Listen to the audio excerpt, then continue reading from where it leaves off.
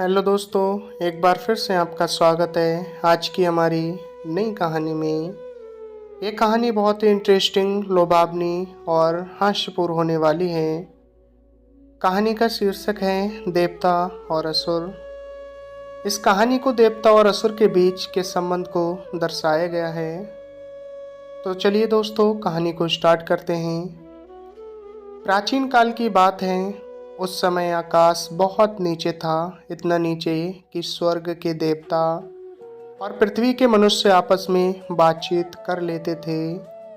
देवों और मनुष्यों में विवाह संबंध भी होते थे। उसी काल में असुर नाम का एक व्यक्ति था। वह देवों के सेवक की पुत्री से प्यार करता। इस कारण सभी देव उसकी हंसी उड़ाते थे। एक दिन असुर ने देवपुत्रों से पूछा कि आज गर्मी होगी या वर्षा। देवपुत्रों ने कहा कि आज गर्मी पड़ेगी। यह सुनकर वह अपने खेत पर काम करने चला गया, लेकिन गर्मी के बजाय बहुत तेज बारिश हुई। असुर को बुरा लगा, तब भी वह देवपुत्रों से कुछ नहीं बोला। उसने दूसरे दिन फिर मौसम के बारे में पूछा। देवपुत्रों ने बताया कि आज वर्षा होगी।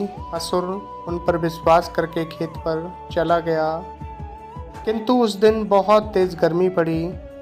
अब असुर समझ गया कि देवपुत्र उसे मूर्ख बना रहे हैं। वह बहुत क्रोधित हुआ और बदला लेने का विचार करने लगा। एक दिन जब कड़ी धूप पड़ रही थी, असुर ने घास फूस इकट्ठा करके आग जलानी शुरू कर दी। इससे ऊपर रहने वाले देव परेशान हो गए। वे असुर से बोले, तुम आग मत जलाओ, हम लोग धुएं और गर्मी से मरे जा रहे हैं।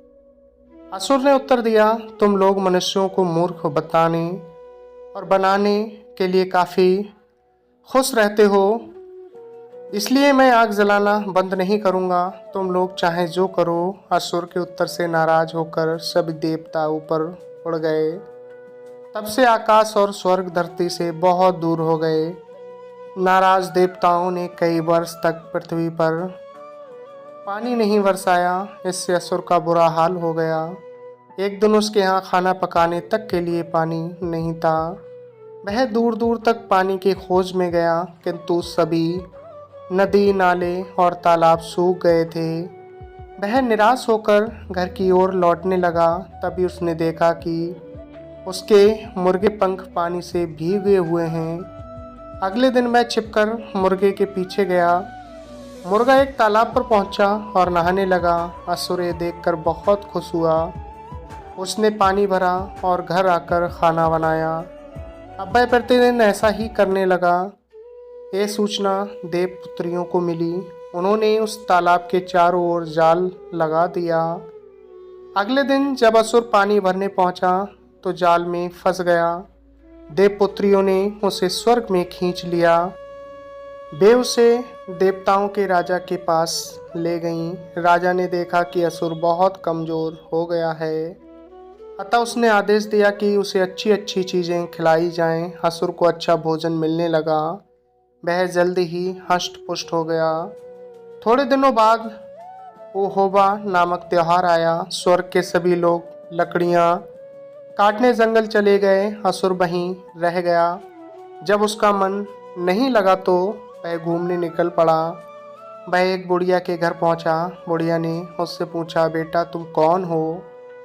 असुर ने उत्तर दिया कि वह धरती का रहने वाला है और उसे देवपुत्रियों ने स्वर्ग में खींच लिया है। बुढ़िया समझ गई कि उसकी जान की खैर नहीं है, क्योंकि ओहोबा के दिन उसकी बलि दे दी जाएगी। उसे असुर पर बहुत दया आई। वह बोली, बेटा कल तुम्हारी बलि दे दी जाएगी। देवता लोग तुमसे एक गड्ढा खोदने को कहेंगे। तुम्हें उसी में मार दिया जाएगा। यदि तुम बचना चाहते हो तो 2 गड्ढा खोदना। उसके बाद जब देवता लोग तुमसे गड्ढे में जाने के लिए कहें तो तुम उनसे आटा, एक नली तथा एक हैजरा चाकू मांगना। गड्ढे के अंदर घुसकर दूसरे छिपने वाले गड्ढे में चले जाना और नली से आटा फूंक देना। देवता लोग समझ लेंगे कि तुम मर गए हो। इस प्रकार तुम बच जाओगे। असुर ने बुढ़िया से कहा, हे माँ, मैं तुम्हारा ये उपकार कभी नहीं भूलूंगा। इसके बाद वह लौट गया। अगले दिन जब देवताओं ने उसे गड्ढा खोदने के लिए कहा तो उसने बुढ़िया के कहे अनुसार 2 गड्ढे खोदे। फिर जब उसे गड्ढे में उतरने के लिए कहा गया तब उसने ठीक वैसा ही किया जैसा कि बुढ़िया ने बताया था। नली से आटा फूंक दिए जाने के कारण देवताओं ने उसे मृत समझ लिया और सभी देवता अपने अपने घर लौट आए। इधर असुर रात के समय गड्ढे से बाहर निकल आया। वह सीधा बुढ़िया के घर पहुंचा। बुढ़िया उसे देखकर बहुत प्रसन्न हुई। असुर को बुढ़िया के घर ही अपनी प्रेमिका मिल गई। दोनों प्रेमी प्रेमिका खुश हो गए। इसके बाद असुर अपनी प्रेमिका के साथ पृथ्वी पर लौट आने का उपाय सोचने लगा। उसने पक्षियों को अपने पास बुलाया और कहा, तुम लोग हम दोनों को पृथ्वी पर पहुंचा दो। वहां मैं अपने खेत में बीज बोऊंगा। जब फसल पकेगी तो सबसे पहले तुम्ही को खाने दूंगा। पक्षी तैयार हो गए। वे असुर और उसकी प्रेमिका को पंखों पर बैठाकर पृथ्वी तक ले आए। जब असुर के खेत में फसल पकी तो सबसे पहले उन्हीं पक्षियों ने खाई। तभी से आज तक फसल का दाना सबसे पहले पक्षी ही चुगते हैं। असुर जीवन भर अपनी प्रेमिका के साथ सुखपूर्वक जीवन व्यतीत करने लगा। दोस्तों, बस इतनी सी थी ये कहानी आपको कैसी लगी कमेंट बॉक्स में ज़रूर बताएं। मिलते हैं दोस्तों फिर अगली वीडियो में एक नई कहानी लेकर। आपने अपना कीमती वक्त दिया, तब तक के लिए धन्यवाद।